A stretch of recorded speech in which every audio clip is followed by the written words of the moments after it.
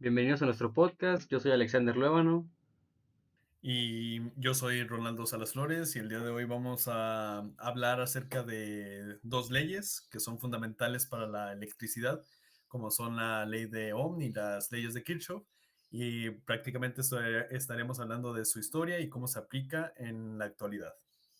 Y pues bueno, pues varios fundamentos de estas leyes nos permiten comprender el funcionamiento de los circuitos eléctricos y electrónicos. Pues ya desde un punto de vista puede ser muy sencillo o hasta niveles más complejos, como ya lo son la electrónica, por ejemplo, las computadoras y los teléfonos móviles. Y pues bueno, a continuación vamos a hablar sobre cómo se forman cómo se forman esas leyes, su origen, sus científicos y cómo se han desarrollado a lo largo de todo este tiempo y la razón por la que siguen siendo tan usadas en la actualidad. Y pues bueno, pues para empezar podemos comenzar con la ley de Ohm, que esta pues fue formulada en el año 1827 por un físico alemán llamado George Simon Ohm. Y pues bueno, en ese entonces ya tenían un concepto más sobre qué era la electricidad. Entonces, Ohm en ese tiempo pues realizó varios experimentos para entender cómo se comportaba pues varias cosas, como ejemplo el voltaje, la corriente, la resistencia en distintos materiales.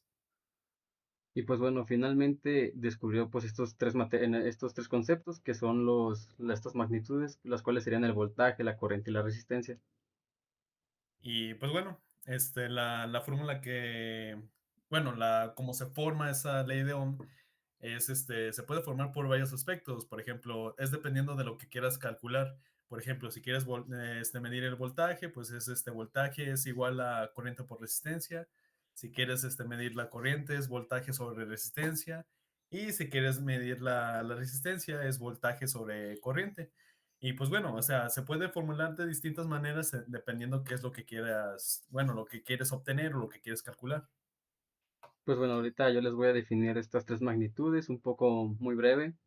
Y el voltaje pues es la fuerza que impulsa a los electrones, la corriente es el flujo de estos mismos electrones y la resistencia pues sería la oposición que presenta un material al paso de la corriente.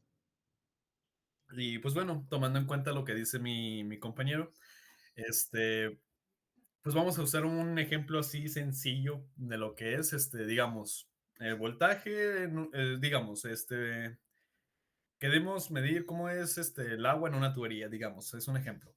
El voltaje sería la presión del agua, la corriente es la cantidad de agua que circula en esa tubería y la resistencia sería lo ancho o lo estrecho que sería la tubería. Eso es como un ejemplo a seguir de más o menos cómo es esta fórmula. Bueno, siguiendo con el ejemplo de mi compañero, si esta tubería pues se reduce, circula menos el agua en un circuito, que este sería la tubería, y a mayor resistencia implica menor corriente. Y pues bueno, así poniendo un ejemplo rápido, más sencillo, bueno, pero ya aplicando esta ley en la vida real, digamos, hay una persona eh, que tiene una fuente de 4 volts, digo, de 8 volts, digamos, y que está conectada a una resistencia de 2 ohms, digamos. Entonces, aplicando esta fórmula, vamos a hacer lo siguiente. Tenemos el voltaje y la resistencia. Y pues para esto ocupamos las fórmulas despejadas, como anteriormente las dije. En este caso sería aplicar la ley de Ohm dividiendo los 12 volts dividido entre la resistencia, que nos daría obviamente 2 amperes, que es calcular pues obviamente la corriente que hay en esa fuente, en esa resistencia y etcétera. Y pues bueno, a continuación pues mi compañero va a seguir con lo siguiente. Pues bueno, todo este cálculo en sí es vital pues para evitar que los componentes se quemen o se dañen por un exceso de corriente, así dañando todo el circuito pues. Y pues esta herramienta es buena para la ingeniería en electrónica, robótica, manufactura, etcétera, todo que tenga que ver relacionado con los circuitos electrónicos. Pues bueno, también sirve para diseñar circuitos, calcular los consumos y seleccionar adecuadamente cada componente de este mismo circuito. Y pues tomando en cuenta todo lo que hemos dicho, hay una parte que no hemos hablado que es con la que se representa la ley de Ohm, En este caso lleva, bueno, en una unidad de resistencia se le puso el nombre en memoria del científico. En este caso se le conoce como Ohm, en honor a George Simon Ohm. Pues bueno, ahora vamos a seguir con las leyes de Kirchhoff. Y pues bueno, las leyes de Kirchhoff fueron propuestas en el año 1845 por el científico Gustav Kirchhoff. Y pues bueno, hablando de ese científico, pues él realizó varios experimentos, incluso circuitos más complejos, este, donde a veces se podría decir que la ley de Ohm sí era muy buena en ese entonces, pero no era lo suficientemente como para entender más bien lo que se quería calcular en ese entonces. Pues bueno, esta se basa básicamente en dos principios fundamentales o universales, como le quieran llamar, que es la conservación de la carga y la conservación de la energía. Y pues bueno, estos conceptos ya los hemos visto en clase, que principalmente se compone por dos, como ya mencionó mi compañero, que son, bueno, primero vamos a hablar sobre una, que son la ley de Kirchhoff, pero con la ley de corrientes. Y pues bueno, hablando de esta ley, dice que bueno, lo que dice esta ley es de que la suma de todas las corrientes que entran en un nodo es igual a la suma de las que salen. Y por ejemplo, aquí un nodo es simplemente un punto de conexión entre varios conductores. Y pues bueno, esta ley refleja que la carga eléctrica no se crea ni se destruye. Y por ejemplo, bueno, aquí un pequeño ejemplo, si entran 10 amperes y salen corrientes de 3 y 4 amperes, más una desconocida, por ejemplo, la ecuación sería 10 es igual a 3 más 4 amperes, más la corriente desconocida. Y al resolverlo, la resolvemos y nos quedaría de que la corriente desconocida es de 3 amperes. Y así evidentemente se da a entender que la ley de Kirchhoff tiene sentido, porque pues como mencionamos anteriormente, la suma de las corrientes que entran en un nodo es igual a la suma que salen. Y aplicando esta ley, pues se confirma que sí es verdadera. Ahora, continuando con la segunda ley establece la ley de voltajes, que indica que toda la suma algebraica de los voltajes en una malla cerrada es igual a cero. En este caso lo conocemos más por un lazo malla, pero es exactamente lo mismo. Sí, en sí, como dijo mi compañero, pues una malla es un recorrido cerrado dentro del mismo circuito. Y pues bueno, este principio se basa en la conservación de la energía que ya hemos mencionado anteriormente. Por ejemplo, una batería de 15 volts y dos resistencias con caídas de 5 y 10 volts. Si sumamos 15 menos 5 menos 10, obtenemos cero, confirmando la ley.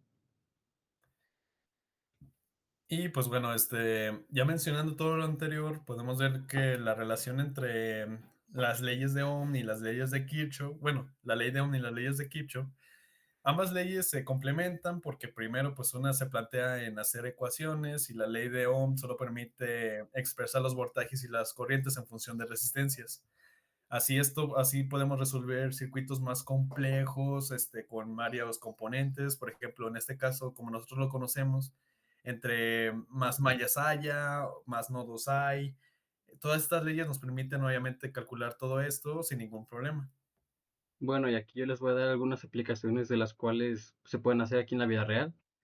Por ejemplo, se aplican en las instalaciones eléctricas domésticas, también en la industria automotriz, energías renovables y diseño de dispositivos electrónicos, obviamente.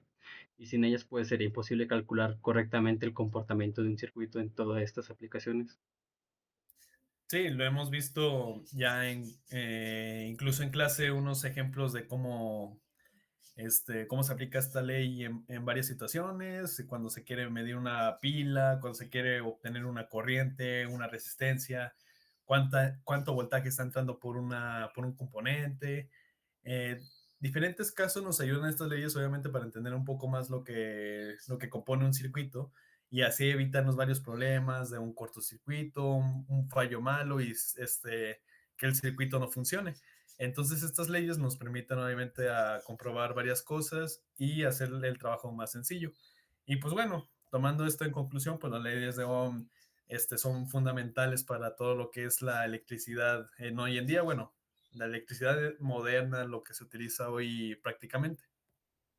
Sí, por ejemplo, Ohm nos dio la relación básica entre voltaje, corriente y resistencia. Kirchhoff amplió ese conocimiento para analizar circuitos más complejos, en este caso, obviamente, ya que la ley de Ohm pues no puede por sí sola hacerlo, ya que estos circuitos pues constan de más componentes o así. Y ambas pues se sustentan en principios universales, por ejemplo, la conservación de la carga y de la energía. Y pues gracias a estos dos descubrimientos del siglo XIX, pues hoy disfrutamos de la tecnología cotidiana, lo que usamos hoy en día, ya sea la computadora, teléfonos, etcétera. Y pues bueno, que claramente tomando todo eso en cuenta, pues nuevamente volvemos a decir que son fundamentales para el día de hoy. Se siguen utilizando hoy en día, como lo hicieron anteriormente los científicos, con sus diferentes experimentos para poder darnos a nosotros ese conocimiento para seguir usándolo hoy en día. Y pues bueno, concluyendo con todo eso, creo que estos científicos fueron fundamentales para la historia, ya que sin ellos no se podría calcular bien una corriente, un voltaje, etcétera. Y pues bueno, espero que haya quedado claro lo que es todas estas leyes, para qué se usan, dónde se aplican y para qué cosas más las podemos seguir utilizando.